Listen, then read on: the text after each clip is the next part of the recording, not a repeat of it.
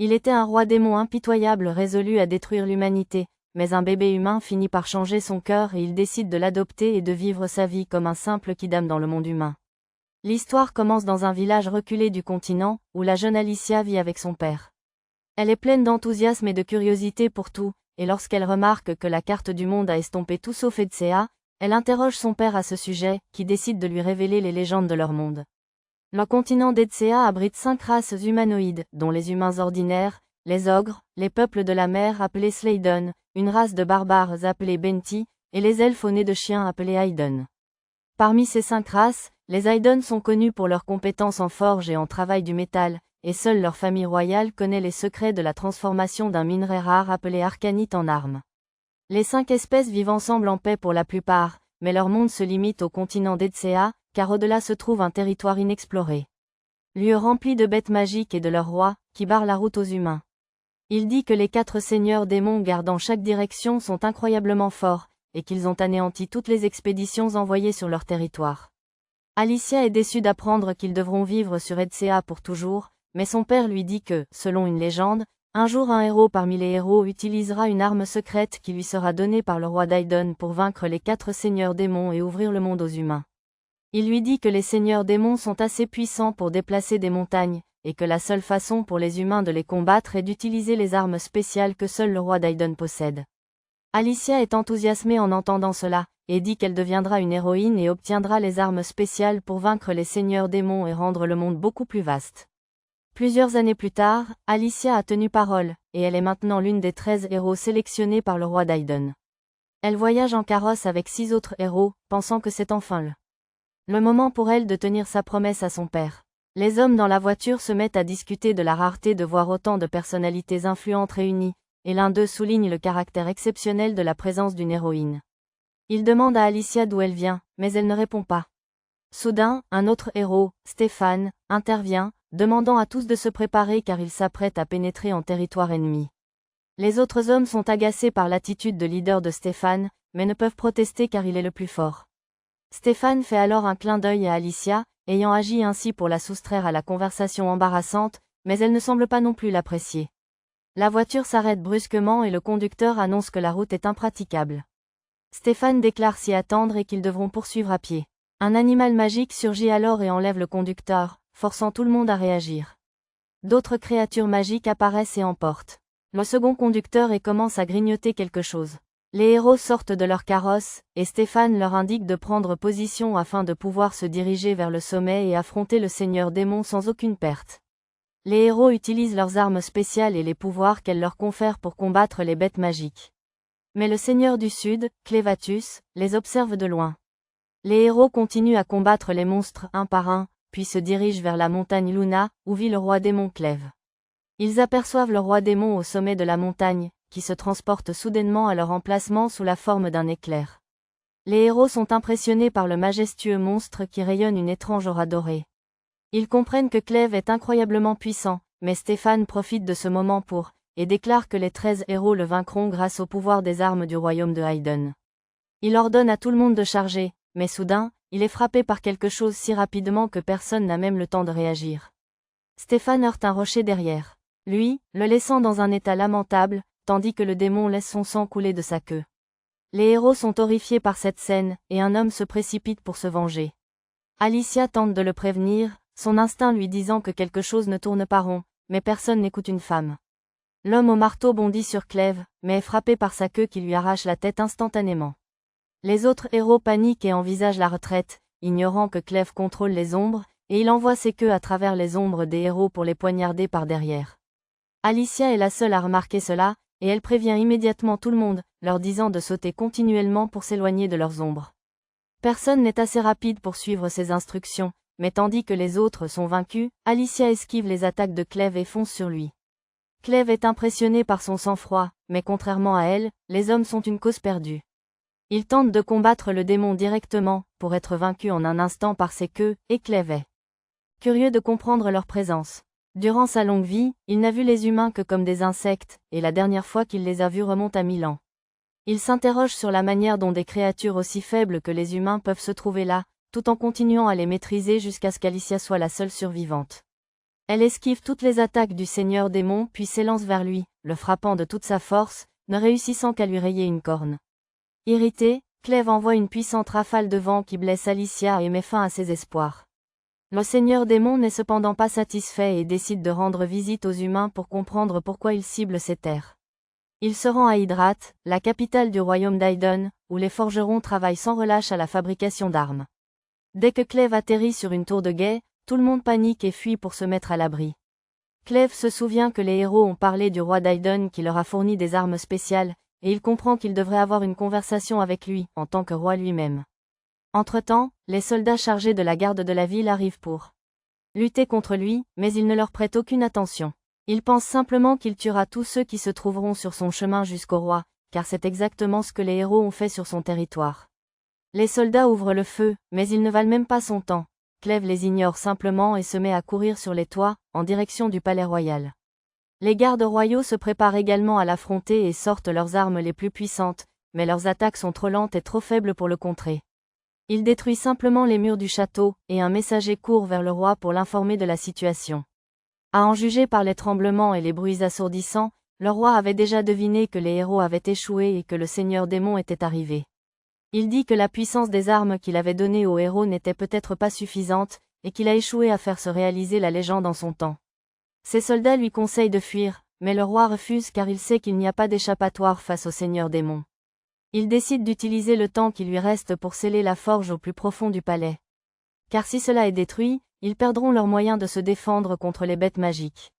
Entre-temps, les gardes royaux sortent des armes spéciales utilisant le même arcanite rouge que celle des héros, et Clèves réalise que c'est la seule chose qui représente une réelle menace pour lui. Il se souvient que l'attaque d'Alicia a rayé sa corne, et il commence à penser que même les insectes peuvent être dangereux avec les armes appropriées. Il détruit immédiatement les armes, puis décide de détruire la forge également, car il ne veut pas que les humains deviennent plus forts. De retour au palais, le roi ouvre la porte de la forge, mais juste au moment où il s'apprête à y entrer, le grondement devient plus fort et plus proche. Le roi ferme la porte, préférant rester à l'extérieur de la forge, et c'est alors que le toit est éventré par Clèves, qui dit au roi qu'il le cherchait.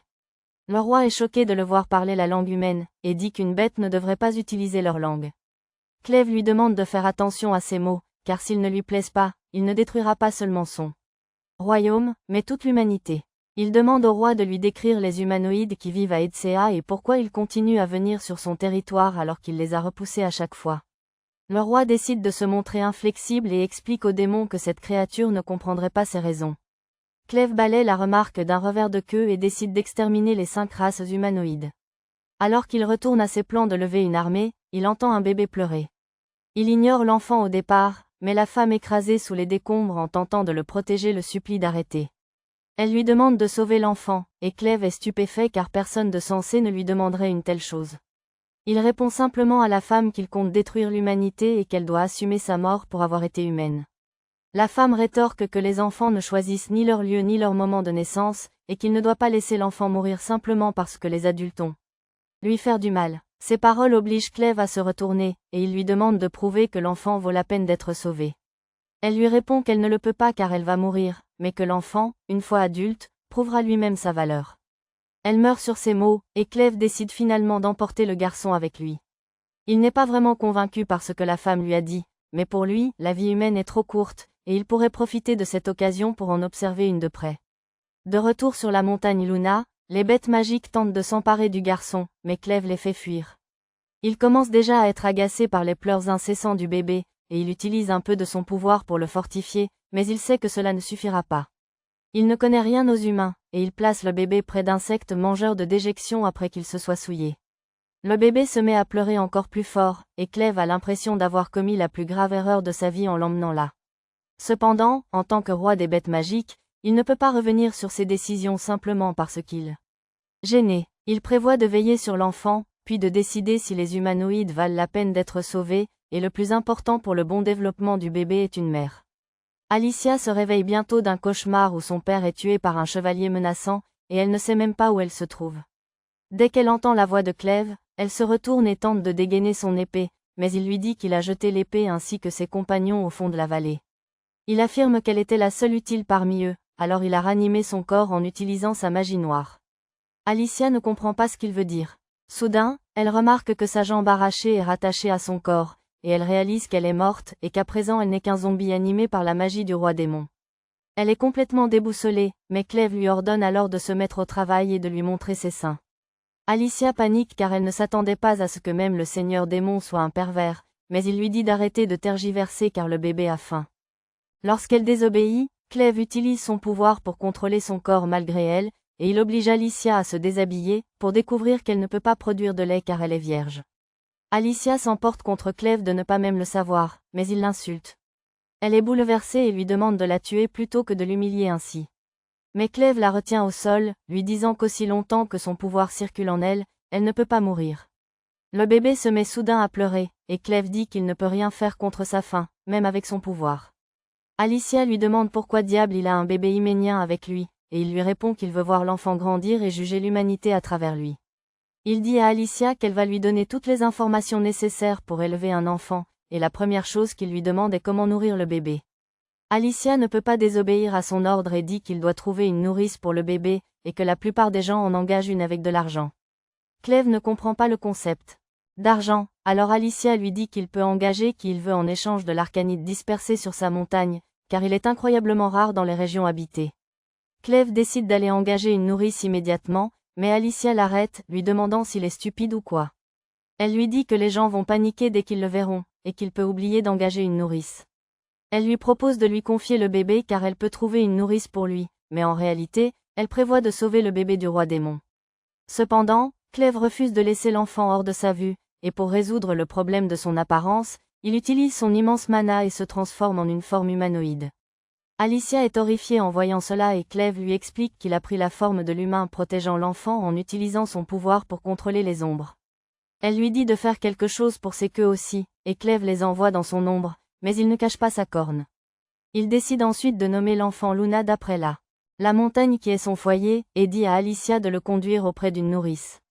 En chemin, il s'arrête au campement où Alicia et les autres héros avaient séjourné, car une rivière est située à proximité.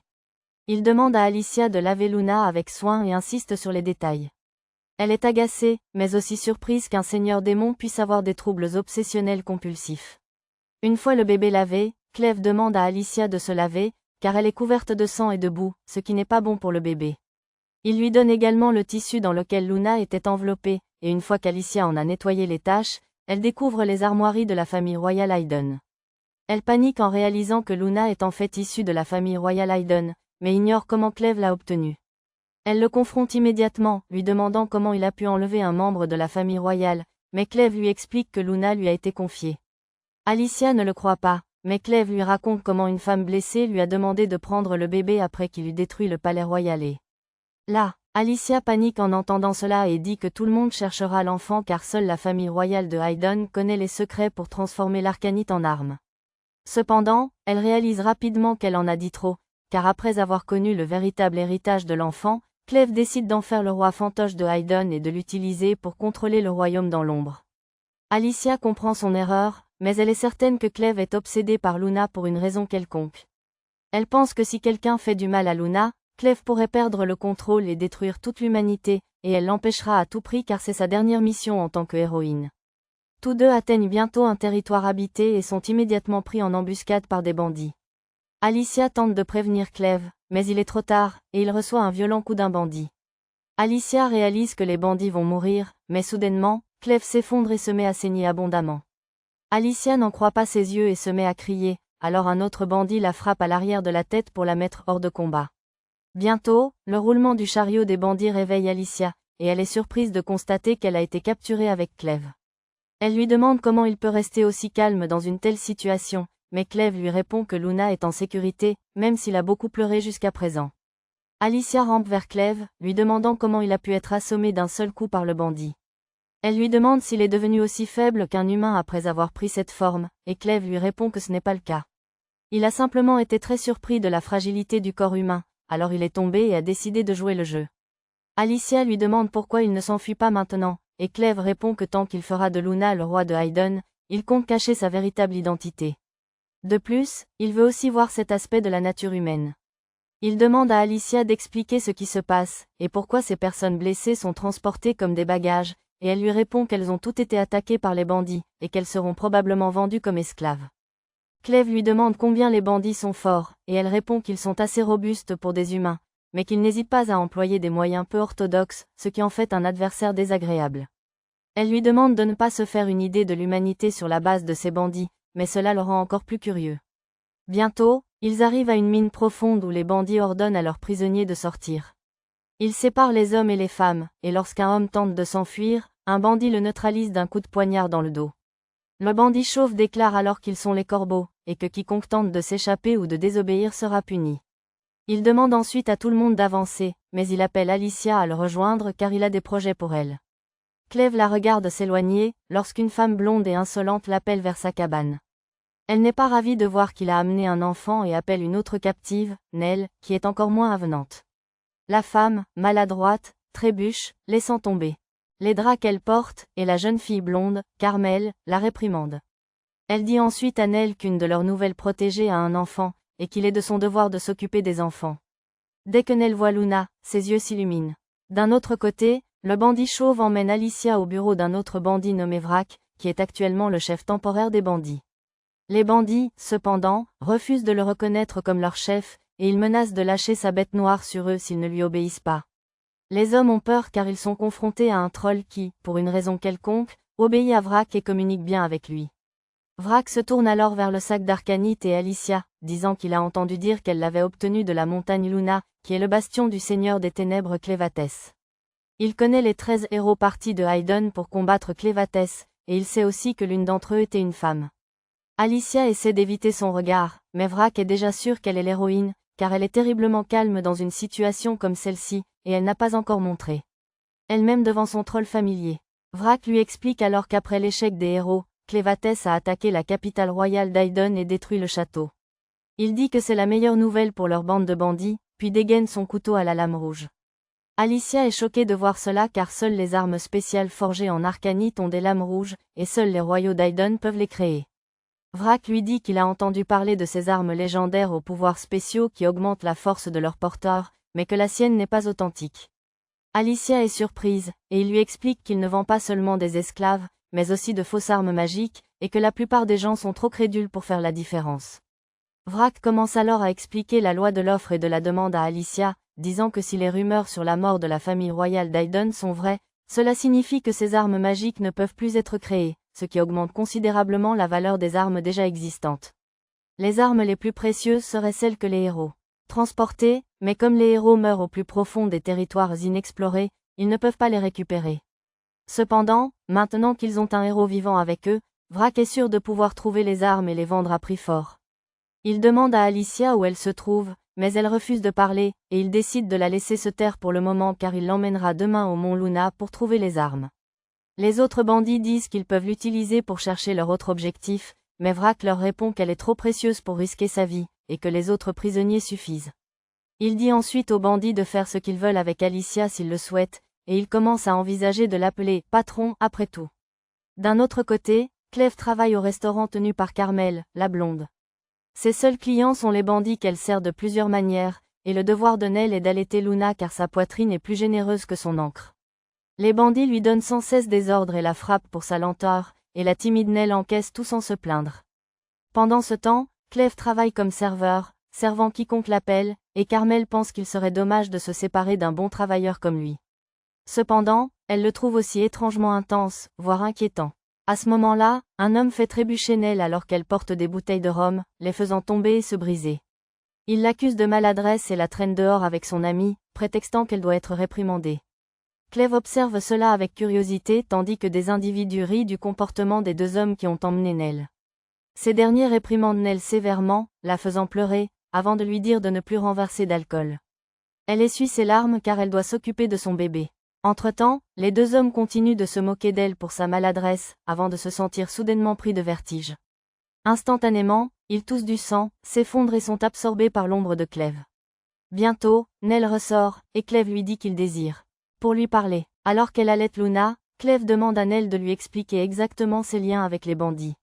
Elle commence à raconter qu'elle est née au sein de la bande et n'a jamais connu son père. Elle avait une mère, cependant, que les bandits blessaient et punissaient souvent. Nell ne comprenait pas ce qui se passait car elle était née sourde-muette, mais lorsqu'elle a eu 12 ans, sa mère a disparu. Nell ne savait pas si sa mère était morte ou s'était enfuie, mais un jour, un bandit est venu et a abusé d'elle sans raison. C'est alors qu'elle a compris que sa mère la protégeait. Ils ont commencé à la traiter comme un objet, mais lorsque Carmen a ouvert son restaurant et sa maison close, les choses se sont un peu améliorées. Elle a appris à Nell comment gérer les hommes afin qu'ils soient satisfaits rapidement et la laissent tranquille, et même si ce n'était pas beaucoup, cela l'a aidée. Nell dit que maintenant elle produit beaucoup de lait pour nourrir les bébés, et Cleve se souvient que seules les femmes ayant accouché peuvent produire du lait. Il lui demande où est son bébé, et Nell devient sombre, disant qu'elle est née morte. Elle explique qu'elle s'est blâmée et qu'elle a souhaité pouvoir retrouver son bébé de l'autre côté, mais qu'au réveil, elle a trouvé un bébé qu'elle ne connaissait pas, se nourrissant de son lait pour survivre. Cette vision lui a réchauffé le cœur et elle a décidé de vivre un peu plus longtemps. Elle raconte à Cleve qu'elle a eu 2 autres enfants morts-nés par la suite, mais qu'elle est restée car il y avait d'autres enfants qui avaient toujours besoin d'elle. Elle dit qu'elle souhaite simplement que ses enfants soient heureux, car elle n'a jamais pu voir les siens, et Cleve lui répond qu'il en a assez entendu. Il la remercie de lui avoir confié son histoire, puis lui demande de le suivre. Nell est confuse et Cleve lui propose de devenir la nourrice de Luna. Il dit qu'il ne fait pas confiance aux humains, mais qu'il pense pouvoir lui faire confiance, et plus encore, Luna semble l'apprécier. Il lui redemande si elle souhaite le suivre ou rester ici, soumise aux bandits. Nell le remercie sincèrement pour son offre, mais lui répond qu'il ne peut pas l'aider car il est lui-même lié, et qu'elle devra s'occuper. Pour plus de bébés à l'avenir. D'un autre côté, Alicia est conduite dans une pièce par les 2 bandits, qui lui disent de se dépêcher. Ils la mettent en garde de ne même pas songer à sauter du pont car elle heurterait les murs et mourrait avant d'atteindre l'eau. À ce moment-là, elle voit un homme avec une corde autour de lui se préparant à sauter dans le lac, et les bandits se moquent de lui, le qualifiant d'irrémédiablement imprudent.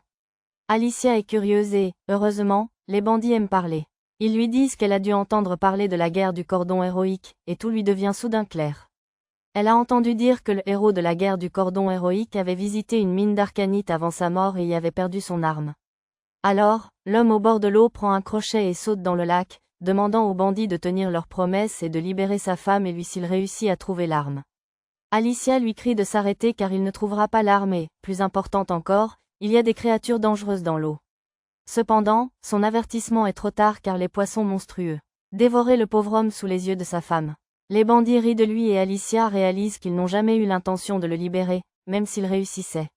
Ils lui disent que ces paroles n'ont aucune importance car une bande de bandits est prête à s'amuser avec elle cette nuit, à commencer par un maniaque du couteau. Il saute sur le pont, déclarant qu'il va lui arracher ses vêtements aux yeux de tous, et Alicia décide d'utiliser à son avantage la malédiction d'immortalité que Cleve lui a infligée. Elle se disloque les articulations pour se défaire de ses menottes, puis brise le cou du maniaque avec celle-ci. Elle utilise ensuite son couteau pour couper les cordes du pont, les précipitant tous 2 dans le vide, espérant que Cleve ne mentait pas sur son immortalité. Les bandits paniquent en voyant le corps d'Alicia au fond de la mine car ils savent que Vrac leur fera payer cher s'il apprend que son atout majeur est mort sous leur surveillance. Ils décident de descendre immédiatement pour vérifier si la jeune femme est encore en vie, et au même moment, Alicia reprend connaissance. Elle regarde autour d'elle et trouve du sang répandu partout, mais elle ne voit rien d'autre. Elle se sent incapable de bouger, et n'a aucune sensation en dessous du cou.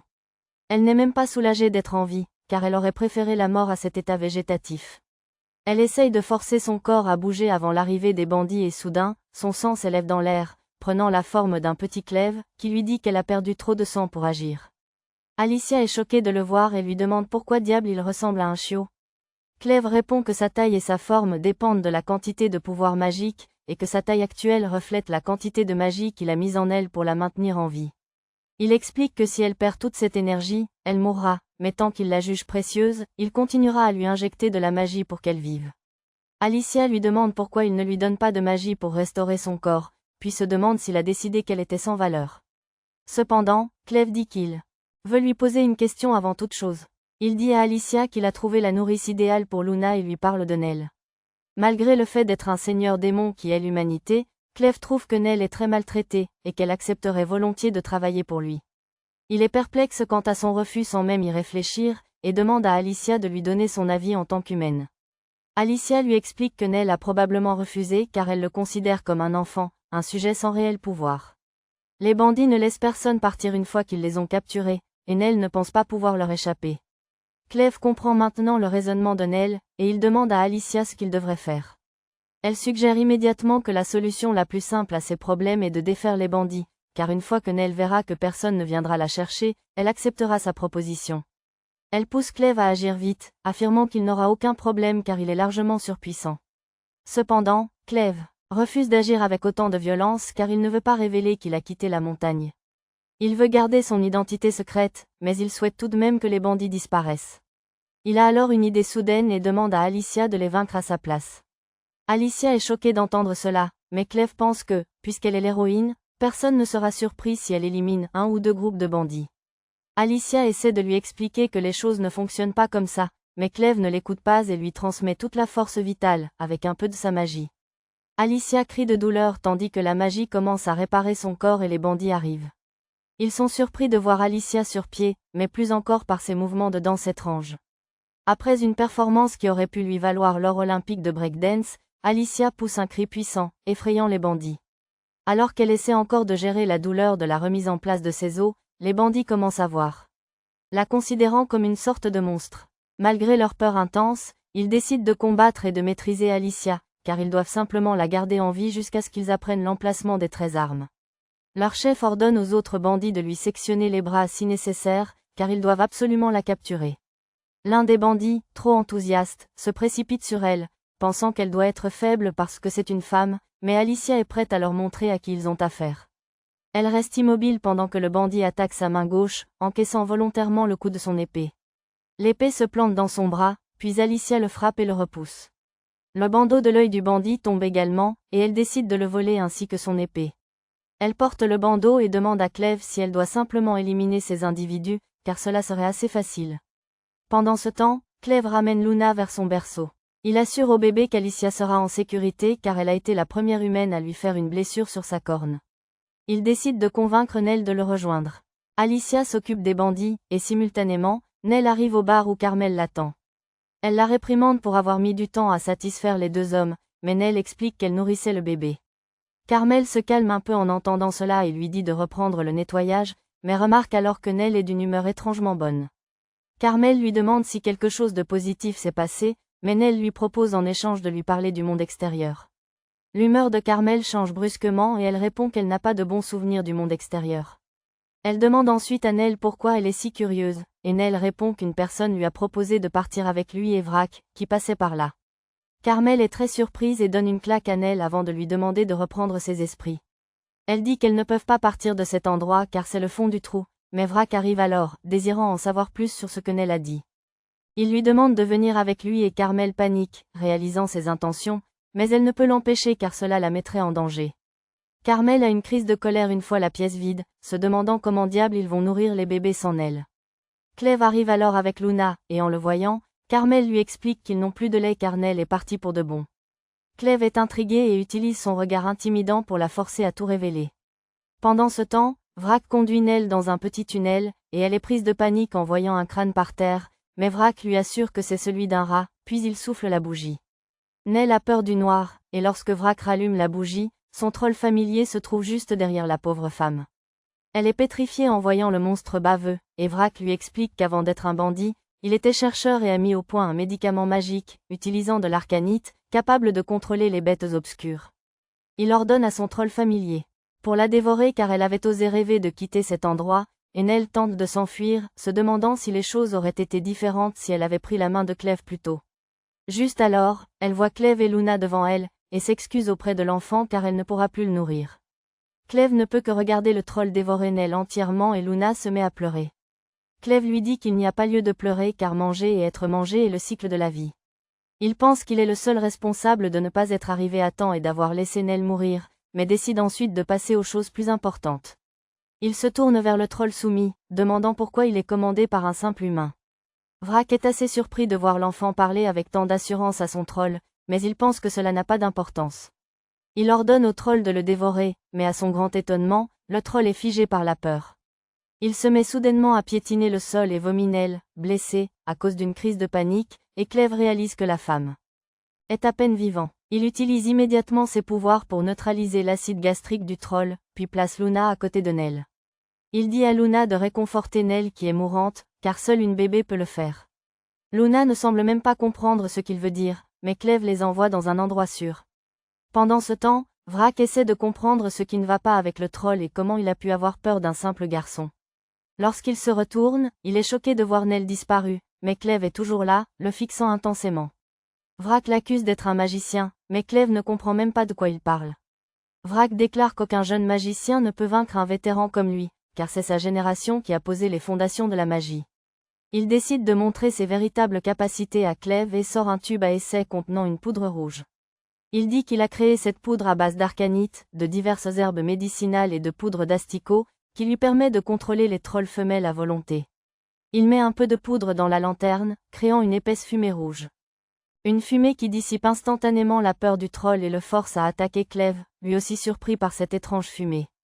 Il tente de riposter, mais le troll est plus rapide et plus fort que son corps humain. Le troll le frappe au sol et alors que Clèves se relève, il maudit Alicia de ne pas lui avoir parlé de cette technologie qu'on appelle la magie et que les humains utilisent. Pendant ce temps, Alicia combat les bandits, mais elle est épuisée car ils ne cessent de l'attaquer. L'un des bandits la frappe avec son énorme marteau, brisant son épée et lui fracturant des os, mais Alicia se relève. Elle comprend qu'il lui faut une arme plus puissante pour combattre les bandits et que la seule arme appropriée est l'épée perdue du héros légendaire. Alicia court vers le lac pour récupérer l'épée, mais réalise qu'un poisson monstrueux la dévorerait instantanément. Elle prend donc une hache et court vers l'échafaudage, et les bandits la rejoignent rapidement. Ils commencent à grimper pour la rattraper, mais Alicia les attendait.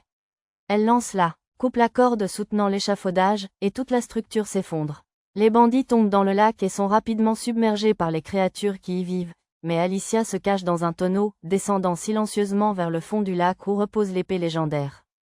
Cependant, retenir sa respiration jusqu'au fond est plus facile à dire qu'à faire, et Alicia ressent rapidement la douleur et la pression qu'elle avait anticipée en sautant à l'eau.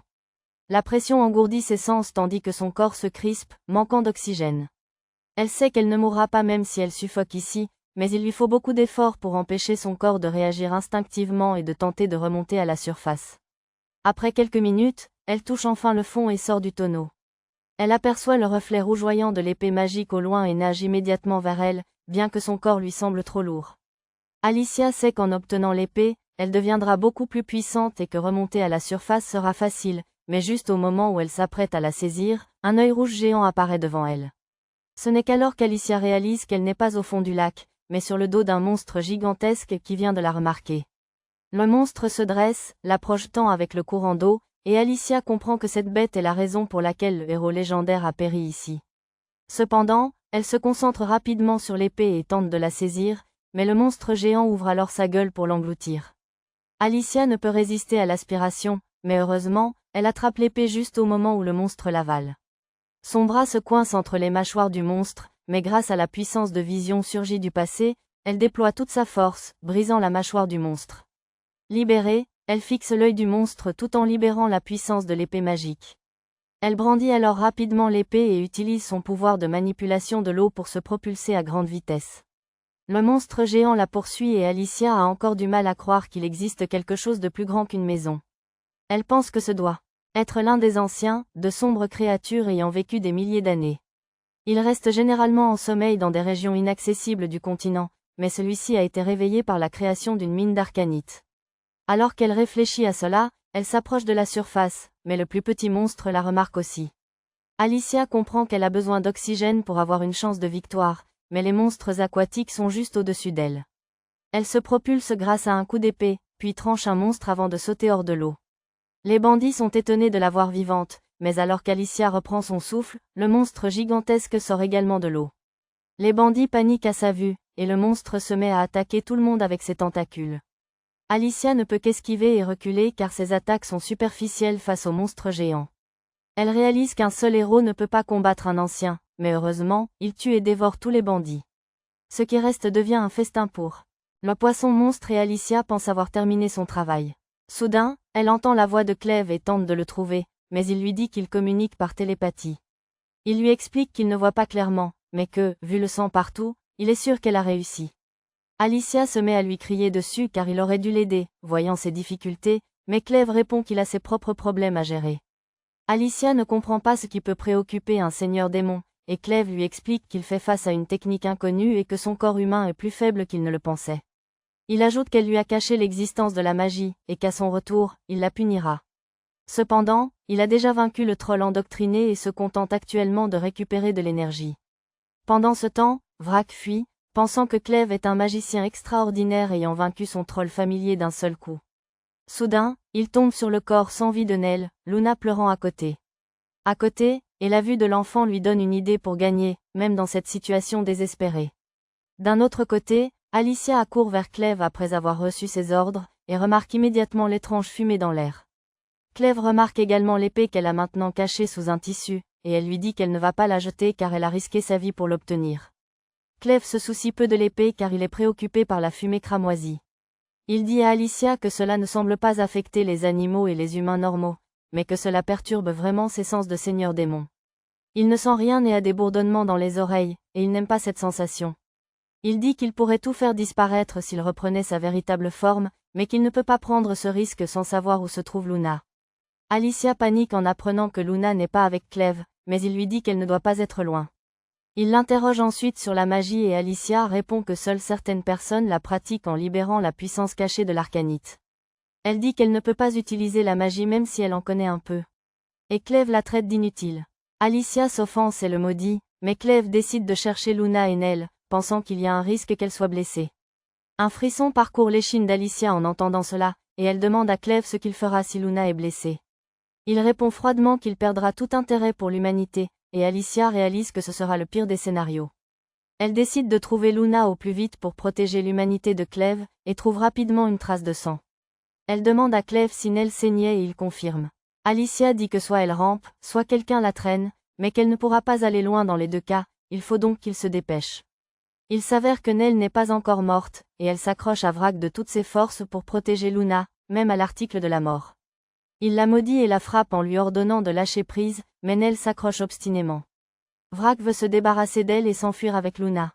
Car plus tôt, lorsqu'il avait essayé de l'emmener, Luna s'était mise à pleurer, et ses cris avaient provoqué l'explosion de sa lanterne magique. Vrak réalisa que Luna possédait un fort talent pour la magie, et qu'il était un Aidonien de sang pur, ce qui signifie qu'il pouvait appartenir à la famille royale. Il décide de blesser Nell pour s'en débarrasser, mais à ce moment-là, Alicia arrive et lui ordonne de s'arrêter. Vrak panique et demande ce qu'il est advenu de ces hommes qui étaient avec elle, et Clèves lui répond qu'ils ont été victimes de bêtes sauvages. Vrak s'affole encore plus, mais il menace Alicia et Clèves de rester à l'écart, où il blessera Luna. Clèves le provoque, car il peut soigner les blessures avec ses pouvoirs, mais Alicia lui fait remarquer qu'il ne pourra pas effacer la souffrance de l'enfant. Elle lui demande de la laisser négocier seule, puis révèle qu'elle possède l'arme magique du héros légendaire. Vrak n'en croit pas ses yeux en voyant l'arme, mais Alicia la lance alors contre le mur derrière lui. Lui disant d'aller la prendre. Elle précise qu'il doit utiliser ses deux mains pour retirer l'épée, mais que s'il laisse Luna par terre, elle le laissera l'emporter. Cependant, Vrak se met à rire de bon cœur, car il croit qu'aucun héros n'abandonnera une arme magique pour un simple bébé. Il est maintenant certain que Luna a du sang royal, ce qui le fait reconsidérer sa stratégie. Il ordonne à Alicia de révéler l'emplacement des 13 armes qui appartiennent à elle et à ses compagnons si elle veut récupérer le bébé, et Clèves lui dit de le faire car ce ne sont que des armes. Alicia lui indique que les armes se trouvent au fond de la vallée, sous les montagnes Luna, mais qu'il doit y aller lui-même pour les récupérer. Vrak rit, affirmant qu'il peut parfaitement récupérer ses armes seul car il maîtrise plusieurs types de magie. Il projette soudainement une poudre noire dans l'air, puis touche Luna légèrement, le faisant pleurer et activant instinctivement ses pouvoirs magiques. Grâce au pouvoir de Luna, la poudre noire déclenche. Sort invisible, le faisant disparaître sans laisser de traces. Il commence à s'éloigner, confiant qu'Alicia et Clèves ne peuvent pas le voir, mais soudainement, Alicia surgit devant lui et le neutralise. Vrak ne comprend pas comment elle l'a trouvé, et elle lui explique que même lorsqu'il est devenu invisible et a diminué le son de sa propre voix, elle a entendu Luna pleurer. Pendant ce temps, Clèves ramène Luna et enlève la poudre d'invisibilité de son corps. Alicia décide de laisser le corps de Vrak rester invisible et réalise alors que Luna a survécu uniquement grâce à la protection acharnée de Nell. Elle demande à Clèves s'il ne peut pas la sauver, et il répond qu'il ne peut contrôler qu'une marionnette zombie à la fois, et que Nell a perdu trop de son corps pour pouvoir se régénérer grâce à son pouvoir. Il dit qu'ils doivent trouver ses parties ailleurs, mais que ce sera plus facile s'il la laisse mourir. Alicia s'emporte en entendant cela, demandant comment il peut laisser mourir la femme qui a sauvé son enfant. Elle dit que si elle était mère, elle ferait certainement confiance à son enfant à quelqu'un comme elle. Et Clèves décide de sauver Nell après avoir entendu ses arguments. Cependant, il dit à Alicia qu'elle devra mourir pour qu'il puisse la sauver, car il a besoin de toute la mana qu'il a mise dans son corps. Alicia lui répond que mourir pour les autres ne la dérange pas, car elle est une héroïne et Clèves la tue immédiatement. Peu après, Nell se réveille, surprise d'être encore en vie, mais ce qui est encore plus choquant, c'est que son corps a été entièrement remodelé par Clèves pendant qu'il la soignait. Nell lui demande s'il l'a sauvée, et il affirme que oui, en précisant qu'elle doit remercier l'héroïne pour cela. Il explique qu'il a mis beaucoup de temps à soigner Nell et que le corps d'Alicia a commencé à se décomposer entre-temps, mais maintenant qu'il a remis sa mana en elle, elle va se réveiller à tout moment.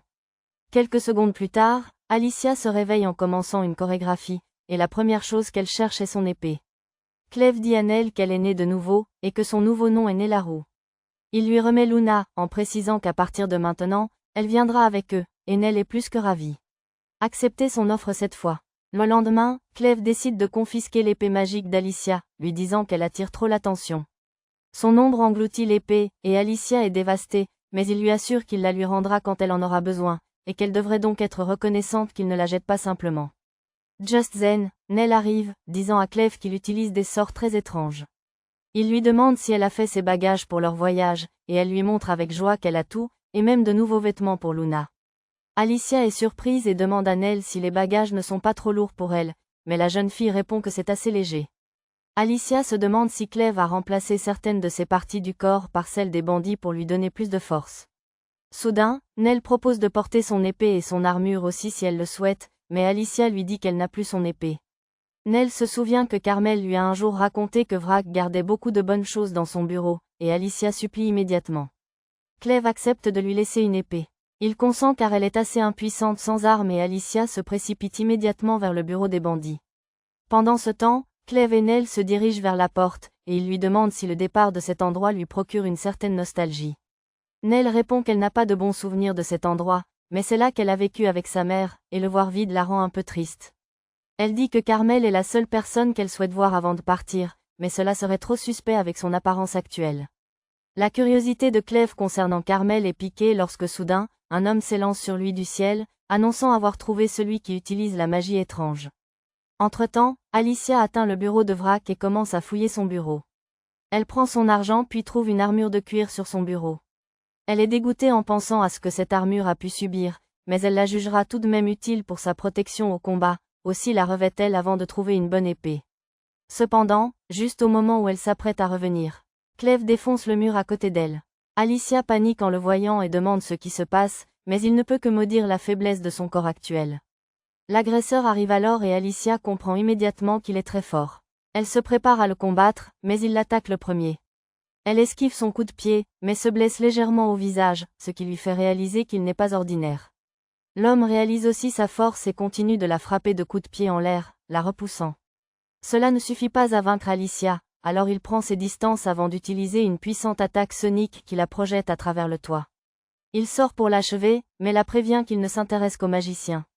Il promet de la laisser partir si elle s'arrête, mais cela met Alicia en colère car elle est une héroïne et personne ne devrait la sous-estimer. Elle décide de sortir son coup spécial avant de demander l'épée magique à Clèves. Elle force son esprit à se vider, concentrant toute son intelligence la pousse à l'attaque. Son épée se déforme, devient souple, et l'homme n'a pas le temps de réagir à la vitesse fulgurante d'Alicia. Cependant, juste avant qu'elle ne le blesse au visage, un ordre de Clèves l'arrête. Elle est toujours dans cet état second, et Clèves la ramène à elle d'une légère tape sur la tête. Il lui explique ensuite que cette attaque inconsidérée aurait été sa plus grave erreur, car juste avant qu'elle ne le touche, son coup de pied l'aurait gravement blessée. Alicia comprend alors, et Clèves précise qu'ils ne sont pas ennemis, et que cet homme les a attaqués suite à un malentendu. L'homme se calme légèrement et dit à Clèves de clarifier rapidement le malentendu s'il veut survivre. Il ne leur fait toujours pas du tout confiance et remarque que Nell sent le troll des montagnes, ce à quoi elle répond qu'elle a dû être avalée par un. L'attaquant explique alors qu'il a reçu des nouvelles à propos d'un magicien contrôlant un troll des montagnes par magie, et qu'il est venu pour s'en occuper. Cependant, il a trouvé le troll des montagnes mort avec son corps mutilé, et on a supposé que Clèves, le magicien, l'avait tué parce qu'il ne pouvait plus le contrôler. Clèves comprend maintenant ce qui se passe, et il envoie Nell et Luna en lieu sûr avant toute autre chose. Alicia demande si elle devrait aller les protéger, mais Clèves veut qu'elle reste car l'homme devant eux est en réalité une bête obscure déguisée. Elle est choquée d'apprendre cela, et Clèves dit que l'illusion projetée sur lui est si puissante que même lui ne peut voir sa véritable forme, et que seul le seigneur démon de l'Ouest, Zafsir, peut le faire. Alicia panique, et Clèves dit alors que ses relations avec Zafsir sont plutôt tendues. L'homme lui demande comment il sait tout cela, et Clèves feint d'être un serviteur du seigneur démon Clévatès, car il ne veut pas que les autres connaissent sa véritable identité. L'homme le croit et dit que malgré le fait que leurs maîtres ne soient pas amis, ils ont le même objectif. Il se transforme alors en un énorme démon oiseau et se présente comme Garth, un serviteur du seigneur démon de l'Ouest. Il a entendu dire que Clévatès a récemment détruit un royaume humain, et même Zafsir prévoit de lancer une attaque massive contre eux. Il demande à Clèves de prouver qu'il est une bête obscure, et Clèves déploie un de ses tentacules. Garth est satisfait, reprend sa forme humaine, et dit qu'ils n'ont plus de raison de se battre. Cependant, Alicia est prise d'une vive angoisse, car Clèves n'est plus la seule bête obscure capable de prendre forme humaine et de parler comme eux, et elle craint la perte de l'humanité si d'autres existent. Clèves lui dit d'arrêter de dramatiser, car seules quelques bêtes obscures de haut niveau peuvent parler comme des humains, et elles n'interviennent pas auprès des humains sans raison valable. Garth confirme, et ajoute qu'il veut comprendre pourquoi Clèves est avec une héroïne, ennemie naturelle des démons. Clèves répond qu'Alicia est peut-être une héroïne, mais qu'elle est actuellement à son service et ne peut désobéir à ses ordres.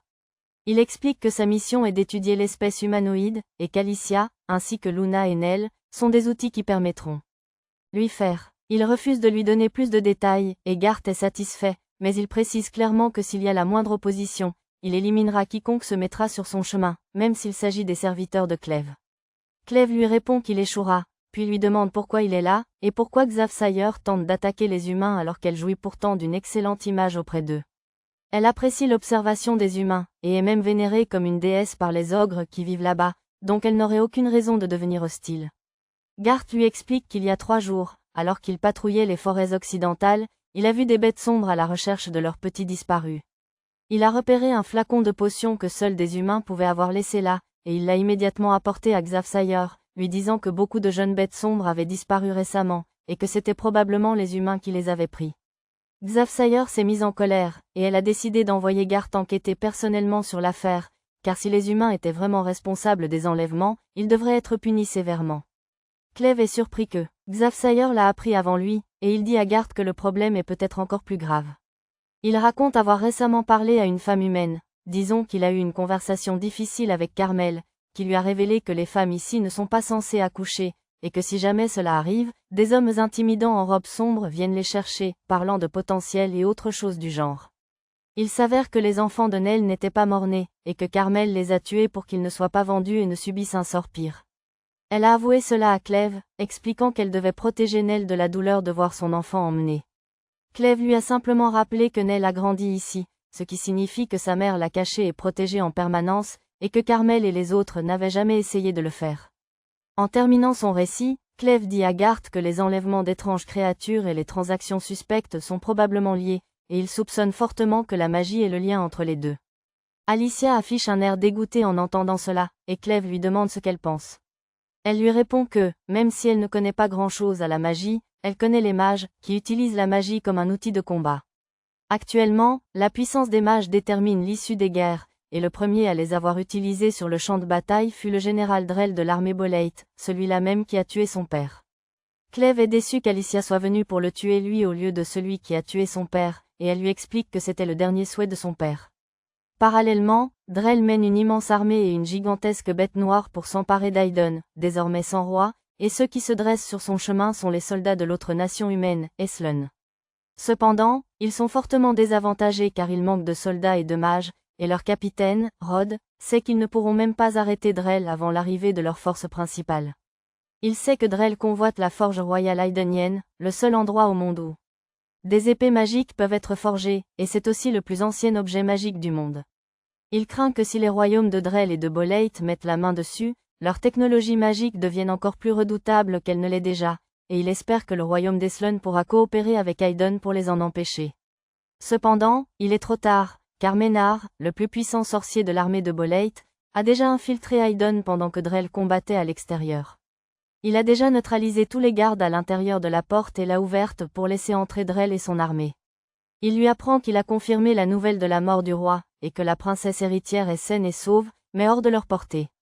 Cependant, le problème est que le prince de 6 mois a disparu depuis la destruction de la capitale, et cet enfant est le seul à posséder une lignée aidonienne pure garantie. Ménard dit à Drell que ses corbeaux lui ont rapporté que le prince avait été emmené par un garçon aux cheveux noirs, et récemment, ils ont trouvé une paire similaire dans la direction nord. Drell est impressionné par ses capacités de renseignement, et lui ordonne ensuite de trouver le prince et le lui amener avant qu'il ne conquiert la capitale d'Aiden. Pendant ce temps, Cleve et son groupe se dirigent lentement vers Aiden.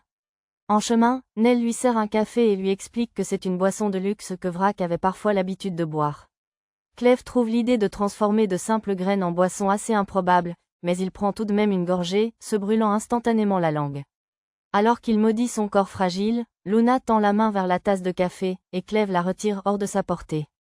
C'est alors que Nell lui demande ce qu'il est advenu de l'homme menaçant qui les avait attaqués, et Cleve répond qu'il s'est enfui pour rapporter ce qu'il a découvert sur la magie et les sorciers.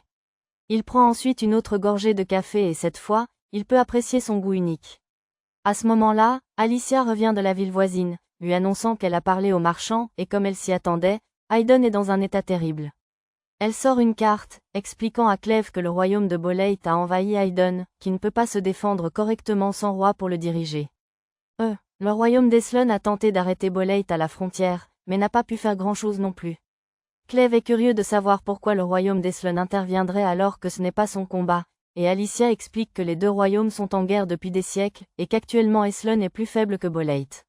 C'est pourquoi ils ne veulent pas perdre la forge de Aiden au profit de Boleit et les laisser devenir encore plus forts.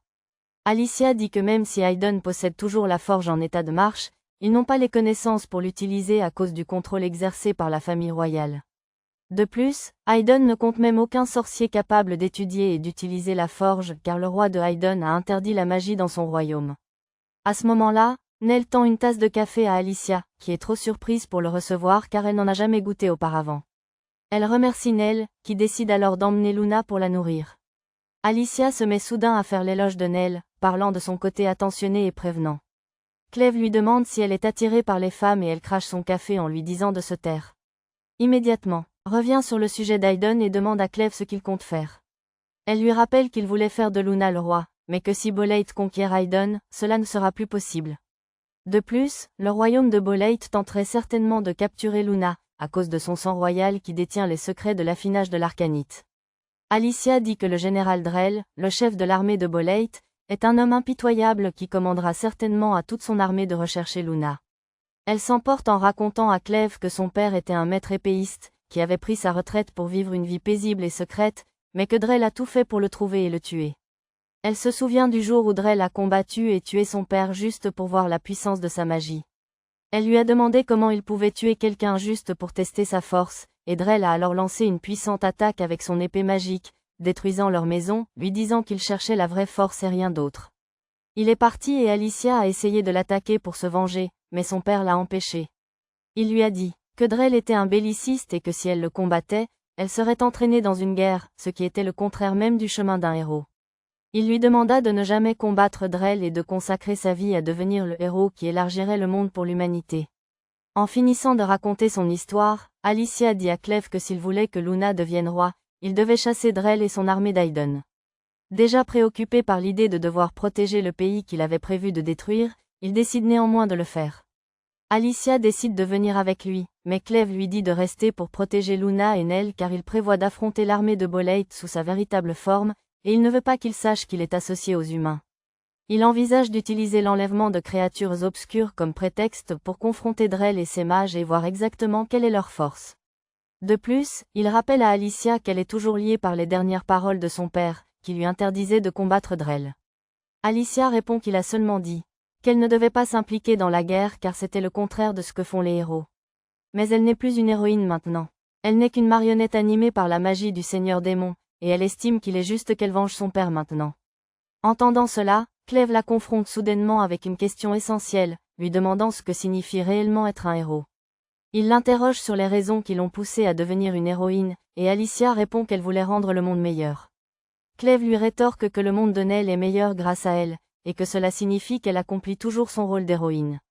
Il s'enfonce ensuite dans les bois et Alicia prend un moment pour assimiler ses paroles avant de lui demander de faire attention. Cleve lui rappelle qu'elle s'adresse à un seigneur démon et se transforme soudainement, révélant sa véritable forme, créant une puissante rafale de vent. Il court ensuite à travers la forêt et grimpe sur une colline pour cultiver son énergie. Par ailleurs, L'armée de Bolate détruit la seconde forteresse de Haydon, se rapprochant dangereusement de la capitale. Rod, un capitaine de l'armée d'Elson, observe cela de loin et décide qu'il ne peut plus attendre des renforts. Il dit à ses hommes qu'ils affronteront l'armée Bolate près de la rivière peu profonde quelques kilomètres plus loin, et simultanément, un soldat solitaire du royaume Haydon les surveille également. Pendant ce temps, Alicia et Nell entrent dans la ville, où elle voit des villageois maîtriser un bandit qui s'était échappé de la base avant sa destruction par le monstre géant. En voyant le bandit, Nell tremble de peur, alors Alicia lui assure que personne ne la reconnaîtra. Elle l'éloigne de la scène et le bandit aperçoit Alicia, disant aux villageois qu'elle est l'héroïne qui leur a déchaîné le monstre. Cependant, Alicia disparaît derrière un coin lorsque tout le monde se retourne, et il décide de punir le bandit comme les autres de son espèce qui ont eu le malheur de s'aventurer dans leur ville. Les villageois sont très tendus à cause des mauvaises nouvelles récentes, et ils sont déterminés à protéger eux-mêmes leur maison, même si leur pays tombe. Alicia est également très prudente en les voyant si hyper vigilants, et elle demande à Nell de ne pas la présenter comme une héroïne lorsqu'elles seront en ville car les habitants pourraient se montrer hostiles envers elle. Elles entrent alors dans une auberge, et deux grands hommes leur barrent le passage, leur demandant qui elles sont. Ils soupçonnent immédiatement Alicia d'être une bandit à cause de son apparence, mais à ce moment-là, leur mère arrive et leur demande de faire moins de bruit car ils risquent de réveiller le bébé. La femme se présente comme Carrie, et elle comprend d'un seul coup d'œil que Luna est une Haydonienne de sang pur, ce qui est assez rare dans les régions éloignées du pays comme la leur. Elle ne fait pas entièrement confiance à Alicia non plus, et lui demande de révéler ce qu'elle fait avec un bébé de sang pur ici, la menaçant de lâcher ses fils sur elle si la réponse ne lui convient pas. Alicia lui explique immédiatement qu'elle et Nell assurent la protection d'une personne importante, et que leur mission actuelle est d'assurer la sécurité de l'enfant. La femme est convaincue par sa réponse et décide de la laisser entrer car elle pense que quiconque ayant un enfant pur sang doit être apparenté à un noble et posséder une certaine fortune. Alicia réserve immédiatement une chambre pour deux, mais les deux hommes lui disent toujours qu'ils ne lui font pas confiance. Carrie leur donne un coup de pied à tous les deux, leur disant que c'est pour ça qu'ils n'ont pas de petite amie. Elle leur demande d'aider les filles à porter leurs bagages. Et ils deviennent immédiatement serviles, désireux de soulager Nell de son fardeau. Cependant, il leur faut tous les deux pour transporter Soma ou les bagages jusqu'à la chambre, et ils se demandent ce qu'il y a à l'intérieur. Carrie vient aussi dans la chambre pour demander à Alicia si elle est satisfaite, puis parle de comment le roi a autrefois donné des lits en fer à leur ville parce que des charpentiers d'ici avaient fabriqué des chaises pour le palais. Elle devient nostalgique en pensant à ces jours-là car maintenant le roi est mort et une guerre les menace. Après son départ, Alicia et Nell décident de se détendre, ignorant qu'un insecte contrôlé par Ménard, le plus puissant magicien de l'armée de Bolade, les a repérés. Ménard est heureux à trouver sa cible, et il envoie une armée d'insectes pour amener Luna. Pendant ce temps, Nell appelle Alicia pour lui annoncer que Luna vient de faire ses premières dents. Toutes deux s'extasient sur son adorable visage, lorsque Carrie arrive pour les prévenir que le dîner est prêt. Alicia décide de le monter dans la chambre, et une fois en bas, elle trouve une foule importante discutant de la situation du royaume. Ils accusent les héros d'avoir échoué à tuer le seigneur démon, ce qui a entraîné la destruction de leur capitale, et maintenant les nations ennemies tentent de les conquérir. Alicia écoute discrètement ces critiques et accepte que ce soit l'opinion publique sur les héros. Elle décide de l'ignorer et de retourner dans sa chambre, lorsqu'elle sent une bête sombre s'approcher. Soudain, une petite boule rouge traverse la fenêtre de l'auberge, et un des fils de Carrie décide de voir ce que c'est. Alicia lui crie de ne pas la toucher, mais il est trop tard, car au moment où il touche légèrement la boule, elle gonfle et devient un énorme mille-pattes. Les hommes sont tous choqués de voir. Puis Ménard arrive, leur expliquant que ce n'est pas un mille-pattes ordinaire, mais un mille-pattes qui vit au pays des bêtes obscures et rivalise avec elles en force. Il demande à chacun de rester immobile sous peine de mettre sa vie en danger car, étant un insecte, le mille-pattes les attaquera s'il détecte le moindre mouvement suspect.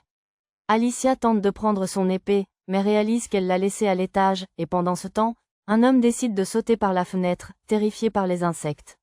Malheureusement, le ciel au-dessus de la ville est rempli d'insectes monstrueux, et il devient rapidement leur proie.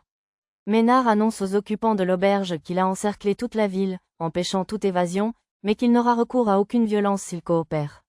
Il se présente alors comme le sorcier le plus haut gradé de l'armée de Bolate, provoquant la panique. Il déclare être là pour vérifier si le bébé haydonien pur sang présent possède du sang royal, et Alicia se demande quoi faire. Soudain, elle entend Nell crier. Une autre sorcière au service de Ménard l'attaque, la maintenant immobilisée contre le mur grâce à des pouvoirs magnétiques pour lui voler Luna.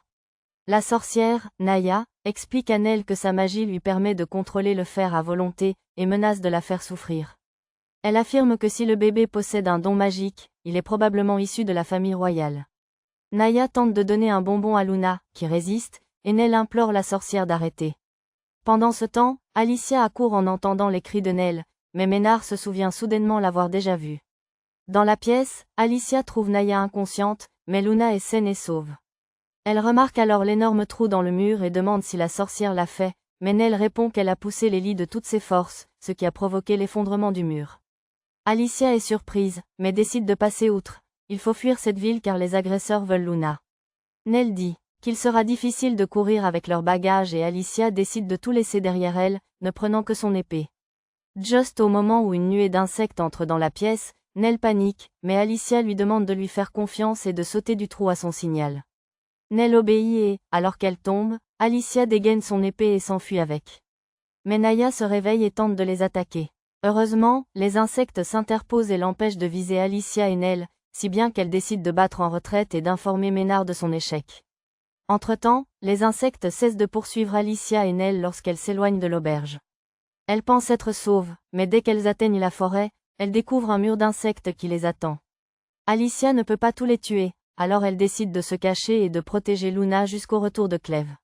De retour à l'auberge, Naya va voir Ménard pour lui annoncer que sa cible a échappé. Il lui dit qu'il va mettre la main sur le bébé, mais qu'avant cela, il compte s'occuper des villageois. Il les rassemble tous dans la centre-ville, et le chef du village lui dit qu'ils ne craignent pas un type comme lui.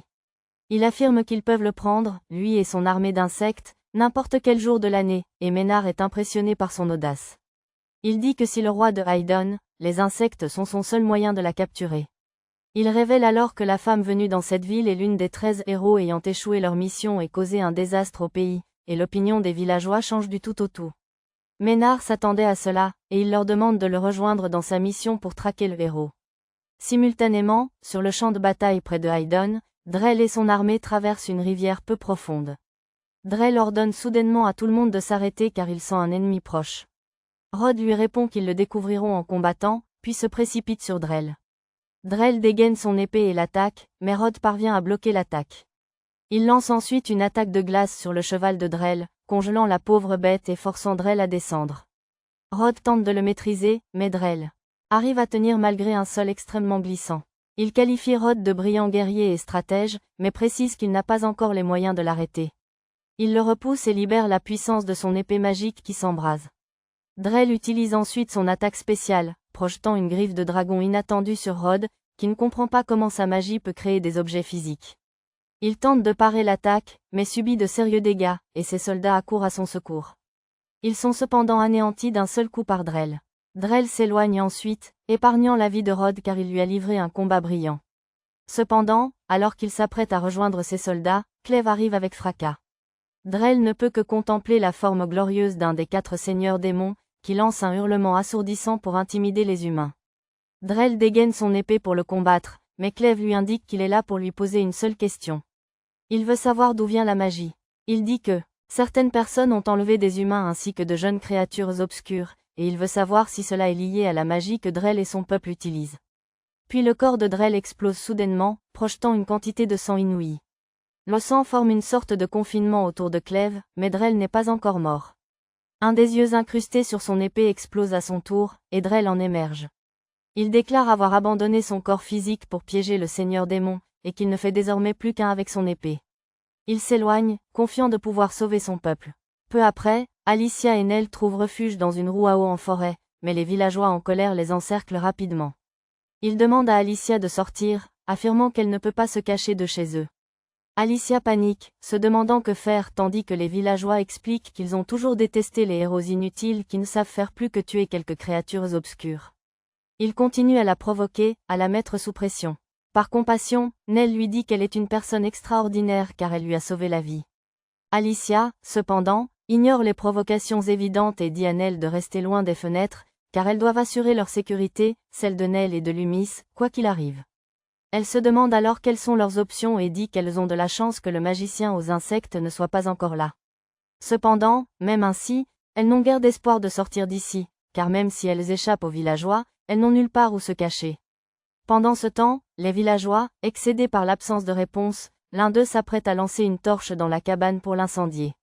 Mais son frère Lan n'empêche car le chef du village et Carrie, le couple influent du village, sont là pour prendre les choses en main. Ils réprimandent leur fils pour avoir voulu brûler la roue à eau construite par leurs ancêtres et lorsqu'ils protestent, ils reçoivent une tape sur la tête.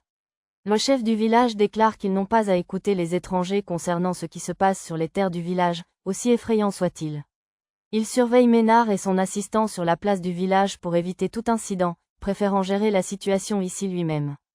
Le chef du village s'avance alors et se présente comme Mark, demandant à Alicia de sortir car il a une question à lui poser. Il promet de ne laisser personne faire de mal à ses compagnons jusqu'à ce qu'ils aient fini de parler, et Alicia accepte son offre. Elle se dirige vers la porte et Mark lui demande immédiatement des nouvelles de son arme magique. Elle répond l'avoir perdue, et il confirme si elle l'a vraiment perdue, ou si elle l'a vendue pour de l'argent. Alicia lui explique qu'elle l'a perdue en combattant Clévatès, un monstre bien au-delà de leurs capacités. Elle s'excuse auprès de Mark, consciente que chacun a le droit de blâmer les héros qui ont échoué à leur mission. Cependant, Mark lui dit qu'il est satisfait maintenant. Il précise à Alicia que si elle avait vendu l'arme magique, il l'aurait fait punir sévèrement. Mais comme elle a combattu Clévatès, elle a fait ce qu'elle devait faire. Il sait que c'est la faute de leur roi qui a envoyé les héros combattre le seigneur démon à cause de leur tradition. Alicia est surprise que Mark ne la haïsse pas, et il répond que son groupe était le premier à 1000 ans pour finalement atteindre le seigneur démon Clévatès. Cependant, il veut savoir ce qui suit. Il lui demande si elle a vu le monde au-delà de la montagne Luna, et si cela valait le risque. Alicia se souvient que lorsque Clèves l'a projetée en l'air, elle a aperçu le monde inexploré pendant une fraction de seconde. Cependant, en ce moment, elle a vu assez pour prouver que tous les partisans de la Terre plate avaient tort, et a constaté que le monde n'avait pas de limite au-delà de laquelle tout prenait fin. Elle déclare avec assurance que cela en valait la peine, et que les personnes qui ne sont pas prêtes à prendre le risque d'explorer l'inexploré passent à côté de beaucoup de choses. Elle dit que plus que les lieux qu'ils voient, ce sont les personnes qu'ils rencontrent qui rendent leur monde plus grand, et elle ne l'aurait pas su si elle n'avait pas pris ce risque. Alicia déclare une fois de plus qu'il y a un sens à essayer d'explorer le monde malgré le prix à payer, et Mark dit que le vieux roi a dû faire beaucoup d'erreurs à la fin de son règne, mais au moins il a choisi de bons héros. Il dit à Alicia d'aller de l'avant et promet qu'il calmer le reste des villageois qui la poursuivent car la sécurité de leur futur roi est primordiale. Alicia est choquée que Mark connaisse l'identité de Luna, le prince d'Aidon, mais il lui explique qu'elle devra gérer seule l'armée d'insectes qui la pourchassent, car ils sont incapables de le faire. Just then, Ménard arrive à cheval sur sa gigantesque centipède et blesse Mark à la poitrine, lui demandant qui lui a donné l'autorité de laisser partir l'héroïne sans l'en avoir informé au préalable. Alicia se précipite pour le confronter et lui demande comment il ose attaquer Mark. Ménard répond qu'il a gâché son plan qui consistait à laisser les habitants d'Aidon tuer l'héroïne, raison pour laquelle il mérite d'être puni. Alicia tranche immédiatement la gigantesque centipède et ordonne aux villageois de rentrer dans la cabane car les insectes arrivent. Ils transportent rapidement Mark, blessé, à l'intérieur et ferment la porte derrière eux tandis que les insectes menacent d'entrer. Nell s'inquiète pour Alicia qui combat les insectes seule. Elle arrive à en tuer beaucoup, mais elle commence à fatiguer rapidement à cause de ça. Ménard la félicite pour ses compétences, mais alors qu'elle s'agenouille, il lui dit que ces insectes sont venimeux et qu'elle a déjà été infectée par leur poison. Il ne contrôle pas seulement les insectes qui volent dans l'air, mais aussi ceux qui sont au sol, et Alicia sent des fourmis ramper sur tout son corps. Ménard lui dit que le plus effrayant de ces insectes est l'araignée dont le venin ronge sa victime de l'intérieur, et Alicia est une fraction de seconde trop lente pour l'écraser car elle la mord déjà. Ménard dit qu'il déteste les héros parce qu'ils ne sont pas venus le sauver lorsqu'il a tout perdu, et que même maintenant, ils ne peuvent rien protéger du tout. Il affirme que seules des personnes comme lui et le général Drell, qui ont surmonté ce désespoir par leurs propres moyens, peuvent le faire, et il envoie une nouvelle vague d'insectes sur Alicia. Elle se sent étourdie et réalise que si le poison agit aussi sur la mana noire de Clèves, elle est perdue. Elle continue de combattre les insectes lorsqu'elle entend soudain la voix de Mini Clèves, qui surgit de nulle part de sa robe. Il lui dit de se dépêcher et de terminer ce combat car son travail principal l'attend. Alicia est surprise de le voir là et le cache à Ménard pendant qu'elle continue à chasser les insectes. Entre-temps, les insectes commencent à pénétrer la cabane, mais les villageois les écrasent et utilisent ensuite les outils à leur disposition pour colmater toutes les ouvertures afin d'empêcher d'autres insectes d'entrer. Dehors, Alicia lutte toujours contre son adversaire lorsque Ménard lui dit qu'elle n'est pas assez forte pour changer quoi que ce soit dans ce monde. Il libère alors la puissance de la pierre d'arcanite enchâssée dans sa poitrine pour invoquer un gigantesque scorpion rouge qui surgit du sol et projette Alicia dans la rivière voisine. Mini-Clef sort à nouveau de son corps et réalise qu'elle est très ralentie à cause du poison dans son système. Il comprend également que le poison n'est pas assez puissant pour détruire sa mana noire, mais tant qu'il est dans le corps d'Alicia, elle ne peut pas non plus guérir de ses blessures. Alicia panique en réalisant qu'elle n'est pas invincible pour le moment et Ménard continue de la narguer. Pour la forcer à le combattre. Comme elle ne répond pas, car elle ne l'entend pas sous l'eau, il décide de prendre pour cible le bâtiment, envoyant de gigantesques asticots qui se nourrissent de bois. Les asticots commencent à ronger le bâtiment et dévorent également les arbres de la forêt, car Ménard prévoit de tout détruire autour de lui pour attirer Alicia. Il affirme qu'une ville de charpentiers ne pourra survivre sans sa précieuse forêt et Alicia, furieuse, décide finalement de l'affronter. Elle saute hors de l'eau, mais en voyant les asticots transformés en cocons, elle panique, réalisant qu'elle est tombée dans un piège. Ménard utilise son pouvoir pour accélérer le cycle de vie des insectes, et les cocons s'ouvrent pour révéler d'étranges insectes verts. Ils se ruent tous sur Alicia et tandis qu'elle les tranche, la poussière de leurs ailes commence à la rendre étourdie. Elle est projetée par le scorpion avant d'être piquée par son dard, et Ménard déclare qu'elle n'est qu'une fausse héroïne comme les autres. Le scorpion projette Alicia sur le à terre, et une horde de petits insectes la recouvre entièrement. Au moment où tout semble désespéré, Clef décide de l'aider et dégaine l'épée magique qu'il cachait dans l'ombre. Ménard panique en voyant la lueur rouge de l'épée, et même les insectes qui couvrent Alicia se dispersent sous l'effet de son aura. Clef explique alors à Alicia que tous les êtres vivants de ce monde sont principalement composés d'eau. Donc, si elle imagine ce essaim d'insectes comme un courant d'eau, elle peut les disperser grâce au pouvoir de son épée magique. Alicia saisit l'épée et les insectes qui la recouvrent se dissipent instantanément. Ménard panique car il n'était pas préparé à cela, et Alicia pivote alors rapidement, manipulant l'eau à l'intérieur de chaque insecte autour d'elle. Les insectes se dissipent un à un et l'effet de son attaque spéciale se propage bien au-delà de sa portée immédiate, détruisant toute la collection d'insectes que Ménard a passé des années à rassembler. Il n'arrive pas à croire que toute son armée est détruite en un seul coup, et même la magie. Une pierre se fissure dans sa poitrine. Il s'effondre et Alicia le vise de son épée. Il déclare qu'il ne se rendra pas, mais Alicia l'assomme après un instant, car elle n'a pas le temps de discuter. Nell arrive pour voir ce qu'il se passe et Alicia s'évanouit. Cependant, Clef arrive soudainement et la rattrape. Nell est surprise de le voir, et Clef lui explique que la situation a changé et qu'il a décidé de modifier sa stratégie. Alicia reprend progressivement connaissance et demande à Clef s'il a vaincu Drell, ce à quoi il répond que ce ne sera pas si facile car il est soutenu par un autre seigneur démon. Par ailleurs, la princesse Tala de la famille royale de Haydon dirige une mission d'évacuation pour sauver les habitants de la capitale détruite tout en préparant leur protection contre l'invasion du royaume de Boliad.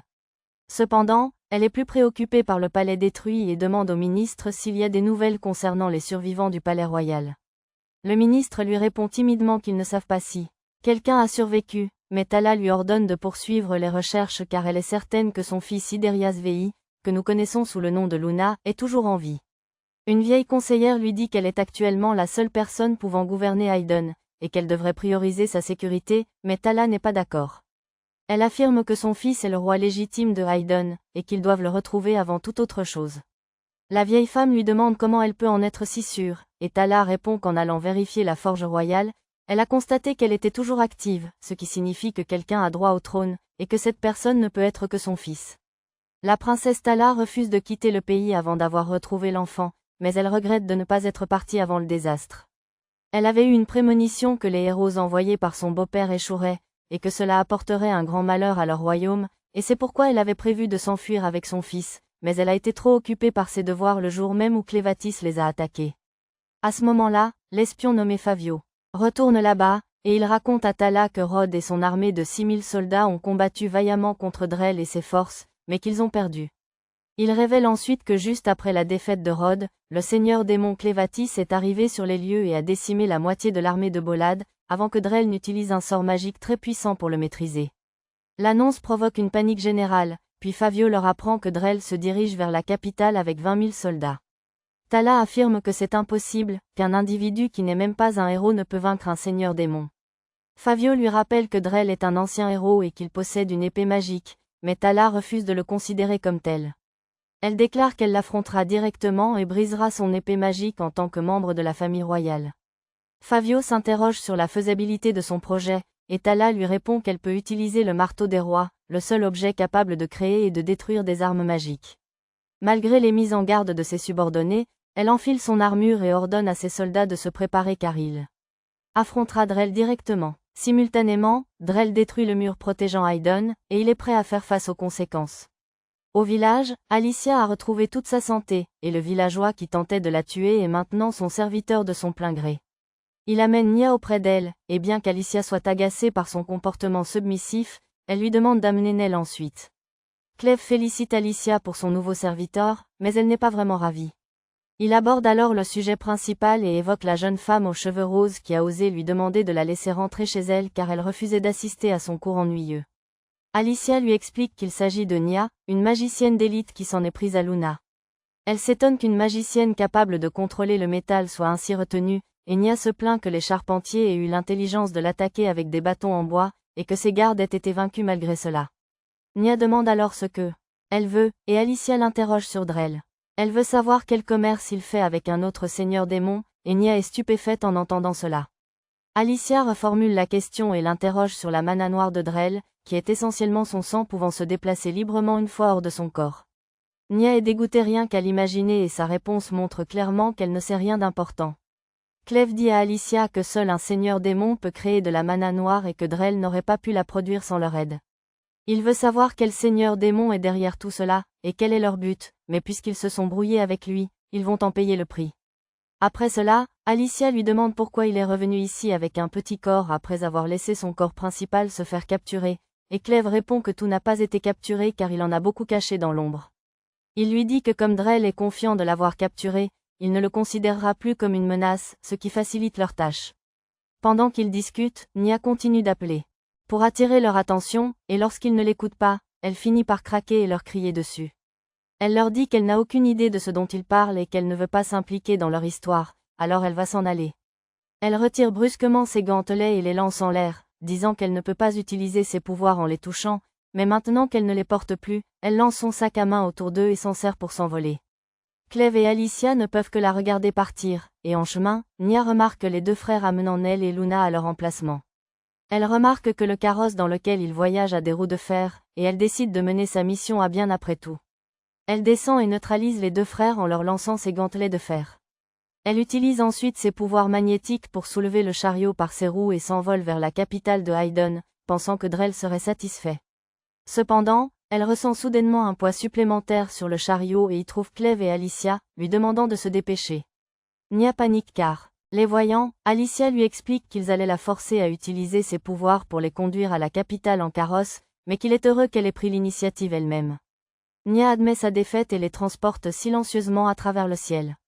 Ils survolent brièvement le village et tout le monde acclame Alicia, lui demandant de sauver leur pays comme elle a sauvé leur village. Cleve la taquine à ce sujet, et elle lui répond qu'elle a accompli un acte héroïque cette fois, et qu'elle mérite donc sa place.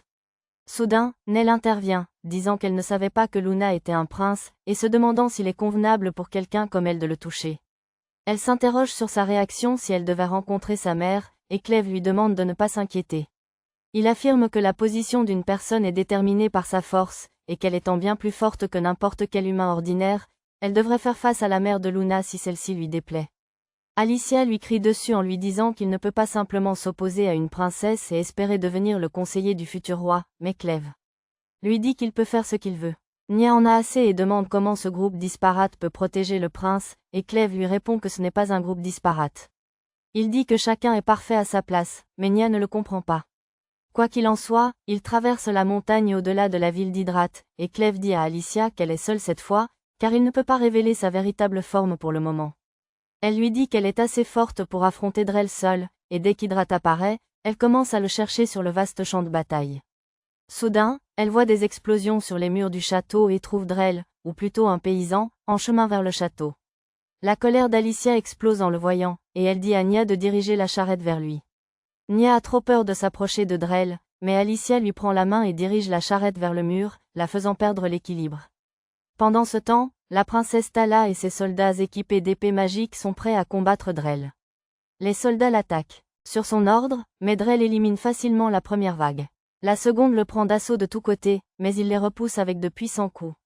Ensuite, les archers lui lancent des flèches magiques, qu'il esquive grâce à sa magie de téléportation. Le reste des soldats adopte une formation défensive, ne sachant comment il va les attaquer, mais ils voient alors l'épée de Drell voler vers eux. Il se téléporte derrière elle juste avant qu'elle n'atteigne la formation et la détruit d'un seul coup. Il rejoint ensuite Tala et la saisit par le cou, saluant son courage de l'affronter, mais lui rappelant qu'elle ne peut rien faire car elle n'est pas la reine. Tala lui donne raison, affirmant qu'elle n'a pas le sang royal, mais que son fils est l'héritier du trône. Drell lui explique qu'il est là pour éliminer toute personne de sang royal Aiden afin que plus personne n'ait le droit divin de prétendre au trône. Tala ne le prête guère attention, et se concentre uniquement sur la manière dont elle pourrait riposter. Son épée avec le marteau des rois pour l'endommager. Actuellement, elle est hors de sa portée, et elle se demande comment elle peut atteindre l'épée. C'est alors qu'Alisha et les autres arrivent sur leur char volant et Naya se met à crier ses excuses de loin, disant à Drell que ce n'est pas de sa faute. Pendant ce temps, Alisha dit à Drell de se préparer à mourir car elle vengera son père aujourd'hui. Drell la reconnaît et se prépare au combat, et Tala remarque que son épée est enfin à sa portée. Elle tente de la frapper avec son marteau, mais elle a quelques millisecondes de retard car Alisha et Drell s'affrontent juste avant, et l'onde de choc de leur collision la projette. Pendant que Drell et Alisha se battent, Cleve et Naya sont de l'autre côté du mur. Cleve prévoit d'utiliser Alisha comme diversion pour s'introduire en douce dans la forge royale afin de trouver ce que Drell recherche, et comme il a besoin de quelqu'un de sang royal pour l'ouvrir, il a également emmené Luna avec lui. Il trouve bientôt un endroit qui peut le mener à la forge sans avoir à se soucier. Concernant les soldats qui la gardaient, et il dit à Nell de créer une ouverture. Elle est confuse face à cet ordre et Cleve lui explique qu'il a placé la force musculaire concentrée d'un troll en elle lorsqu'il a réparé son corps, donc elle est encore plus forte qu'un troll maintenant. Il lui demande de pousser le mur de toute sa force, et comme Nell le fait, elle envoie un bloc de pierre voler dans le ciel.